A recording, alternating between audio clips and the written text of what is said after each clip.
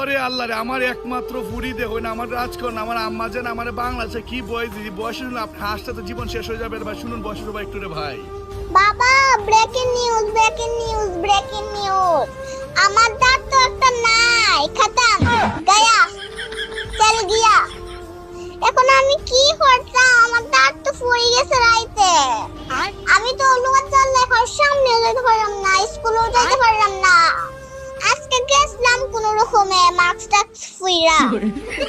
আমি যখন ম্যাম কইছিল নাম ডাক বললাই, আমি মাস্কটা খুইলা হাত ধুইরা আমি নামটা ডাকছিলাম। এখন আমি লোকও কেমনে আইতাম তো আমার দাঁত তো একটা খতম, গয়া, চল গিয়া হে। এখন সে কি বলছে? সে বলতেছে বাবা চলা গিয়া, গিয়া খতম, সামনেটা দাঁত চলা গিয়া। এইরকম বয়স শুনলে রে ভাই আমি মনে হয় 1000 বার শুনে রে ভাই, শুধু হাসতে শেষ হয়ে গেছি রে ভাই। এই প্রবাসে মাঝে যখন আমার মেয়ে এরকম বয়স দেয় রে ভাই, তখন কোনো কষ্ট আর কষ্ট মনে হয় না রে ভাই। সবকিছু আমাকে শেয়ার করবে। এখন বলতেছে বাবা আমি এখন কি করব, স্কুলে গেছিলাম মাস্ক পরে মানে হাত তুলেছি, মানে শরম করতেছে। বাচ্চা মানুষ তো ভাই, যাই বলো তাই সুন্দর লাগে রে ভাই। তারপরে অনেক অনেক ভালোবাসা আমি এটার জন্য।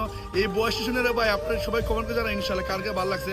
আর সবাই আমার কলেজের একমাত্র কন্যা সুন্দর, যারা জন্য দোয়া রাখবেন ইনশাল্লাহ। যার জন্য আমি প্রবাসী মানে এখনো বসে আছি, আমার স্বপ্নগুলো নিয়ে অস্বপ্ন আমি বাস্তবায়ন করতেছি। দোয়া রাখবেন সবাই ইনশাল্লাহ। আসসালামু আলাইকুম।